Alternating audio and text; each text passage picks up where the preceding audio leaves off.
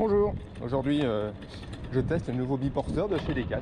Voilà, il est arrivé au Decathlon City à Nantes. Donc, je profite d'être en congé pour venir faire un petit tour avec avant l'ouverture du magasin. Allez, c'est parti pour un petit tour dans Nantes pour essayer de tester cette bête qui était très attendue. Donc on est évidemment sur un moteur pédalier Moyo Nexus 5 vitesses. Voilà, de ce que je vois dans les petites rues, ça a l'air hyper maniable, hein. Après c'est comme ça rappelle un petit peu mon 12, un poil plus lourd que le 12, mais ça se manie bien avec en plus l'assistance du moteur, parce que mon 12 n'avait pas de moteur à l'époque. Après je vous parle de 2014 hein, pour mon 12, donc ça remonte un peu. Alors, la béquille est assez facile à mettre, hein. Il y a juste à appuyer là et hop, béquillé, hyper simple. On a un guidon qui se relève, ça c'est plutôt pas mal pour les grands. Moi je vais le laisser en bas parce que je ne suis pas grand justement. Voilà. Le Nexus qui est ici. Frein à disque hydraulique évidemment. Petite fourche suspendue pour un peu plus de confort. Et on a une direction par câble. Donc c'est mieux que les tringles, ça évite de s'accrocher et ça permet un contrôle un peu plus précis. On a évidemment plein de place pour mettre 3 enfants dedans. Donc là j'ai juste mis mon sac. Et avec hop, une petite porte pour que les enfants puissent monter tout seuls, avec une sécurité enfant pour pas qu'ils puissent ouvrir la porte tout seul. Hop.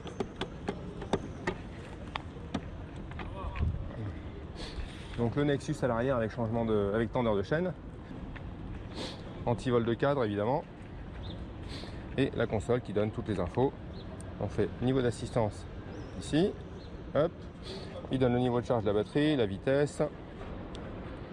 Hop, le kilométrage parcouru, l'autonomie restante, le pourcentage de batterie, et on revient sur la vitesse. Il donne l'heure, là il n'est pas à l'heure, mais il donne l'heure, et ça c'est plutôt pas mal au quotidien.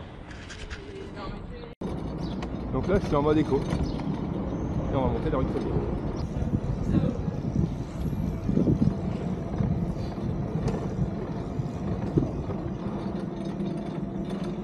Je viens de passer le mode sport, ça monte tout seul. Hop, pour débéquiller, il faut pousser un petit coup en avant, ça sort tout seul. Et pour rebéquiller, il y a juste à appuyer là. Allez, hop. Voilà. Beaucoup plus facile que le long tail pour le coup. Hop. On a un petit coffre ici, mais ça permettra de mettre les capes de pluie, de mettre les antivols, de mettre le chargeur, enfin, tout ce dont on peut avoir besoin. Le guidon est plutôt ergonomique, on a les poignées ergonomiques ici, donc la commande d'assistance qui est là, l'écran qui vous donne toutes les infos. Hop. Je vais démarrer en mode éco. Ici. Là, je monte à 14 km/h, on sent quand même le poids un petit peu. On passe en mode tour. Là tout de suite, hop, je peux passer une vitesse. Là, je monte à 19. Hein, on est sur un vélo qui fait plus de 50 kg quand même. 20 km/h. Et je suis en mode tour. Je suis pas en mode turbo. Plutôt cool. Le petit mode turbo pour la fin. En fait le mode tour suffit. Hop. On a un cadre bas et ça c'est top. Le cadre bas qui permet de monter et descendre sans faire le grand écart. Sachant qu'en plus sur ce vélo on peut mettre un siège bébé à l'arrière, hein, 27 kg, donc là on peut en mettre 3 devant, 1 derrière. C'est bien de pouvoir grimper sans mettre un kick à l'enfant. Hop, il descend vraiment facilement de sa béquille. Ça c'est vraiment cool. En mode tour, le moteur est plutôt volontaire comme on dit.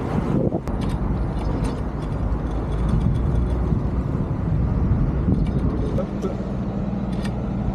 Alors, est-ce que ça passe? Oh, ça passe là. Sans problème.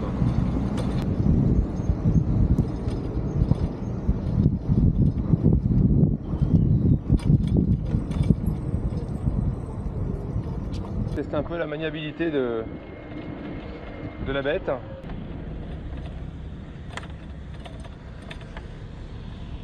Tac, nickel. Franchement, on pourra se refiler comme avec un vélo classique ou presque. Juste penser à la largeur de la caisse. Mais ça se refile plutôt bien. Et on peut le béquiller en étant dessus. Ça c'est cool. Donc là on a la direction par câble. Et hop, on a ici 2 câbles. Donc il y en a 2, comme ça si jamais il y en a un qui pète, il en reste un. hein, sécu. Et on a une deuxième poulie ici, qui est du coup actionnée par les câbles. On va voir si c'est stable sans les mains. Faut quand même que je teste. Hein. Quand même. Ouais, bof. Non, on va éviter. On a évidemment un piéton activé par le petit bouton plus. Là, s'il reste appuyé sur le bouton plus, hop, il passe sur le walk mode et là, le vélo m'entraîne tout seul. Je n'ai pas besoin de le pousser, juste à le tenir droit. Donc ça, c'est plutôt pratique pour sortir d'un garage ou autre. On va aller tester sur une montée. Donc là, on est sur la config où on a une sortie de garage. Faut pousser le vélo pour sortir. Ça pèse lourd. Donc mode walk. Donc le bouton qui est là, je reste appuyé. Walk activé. Et franchement, là, le vélo monte tout seul en fait. Juste, je l'accompagne et il m'emmène tranquillement. Hop. Et voilà. Ça passe tout seul. Petit truc pas mal. Le moteur coupe tout seul un quart de seconde quand on passe les vitesses. Vu que c'est un moteur, c'est un moyen Nexus, normalement il faut relâcher l'effort quand on pédale, mais avec un moteur des fois on a tendance à se laisser porter. Donc là il coupe tout seul. On sent une très légère coupure. Le temps de passer la vitesse. Là il faut que je résiste à l'envie de monter sur le plateau pour faire une photo. Mais non, je vais être raisonnable. Enfin, ce serait mon vélo, je serais monté. Allez, je vais rester un petit pouce sur les mains là. 19 km/h.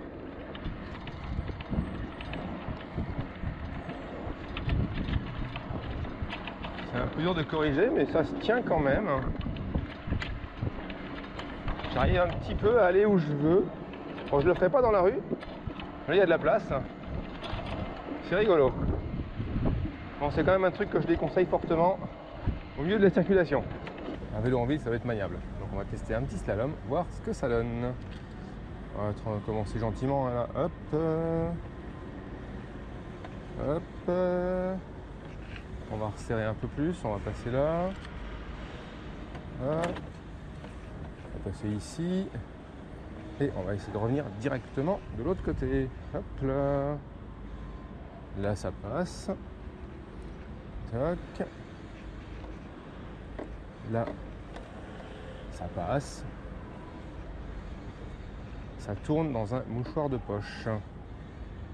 Donc là, par contre, c'est bien d'être en mode éco parce qu'en mode tour, je pense que le moteur serait un peu violent pour ce type d'exercice qui, rappelons-le, ne sert à rien, mais est assez rigolo.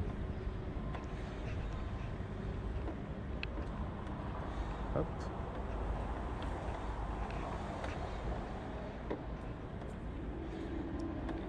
Ouais, pas mal, pas mal, pas mal.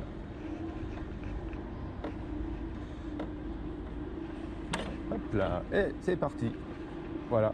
Bah écoutez, je pense qu'on peut dire qu'il est maniable. Ouais, le Traxten, on a quand même le poids du cargo qui embarque un petit peu. Je pense qu'avec un peu d'entraînement, c'est jouable.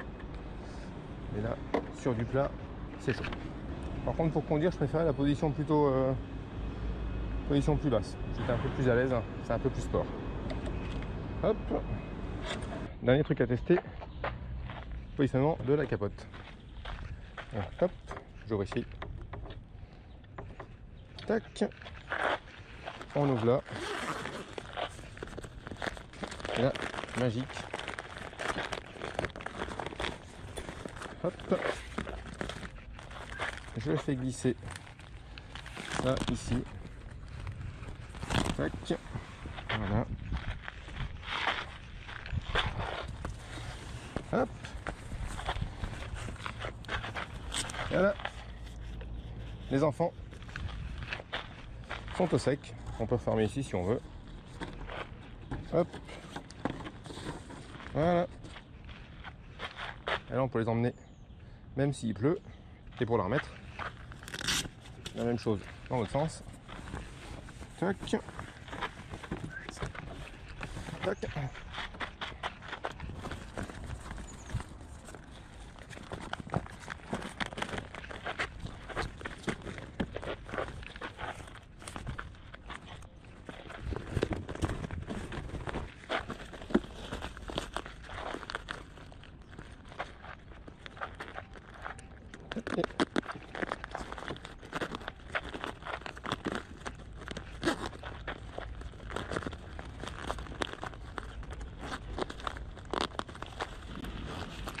Et voilà. Bon, ok, je m'étais entraîné une fois avant de le faire parce que j'avais pas eu le mode emploi. Et reconnaissez que c'est plutôt génial comme système. Donc voilà, il va être temps de ramener ce cargo au Decathlon City qui a eu la gentillesse de me le prêter hors créneau d'ouverture. Donc évidemment, il faut que je le ramène pour qu'il puisse l'exposer en magasin. Un dernier petit passage par le point de retraite. Non, je ne prendrai pas la bordure avec le cargo. Hop, ça monte un peu. Dès qu'on passe en mode tour, ça monte tout cool.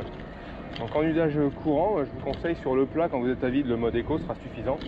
Puis dès que vous êtes chargé ou avec un peu de dénivelé, le mode tour devrait faire le taf sans aucun souci. Allez, bonne journée à tous.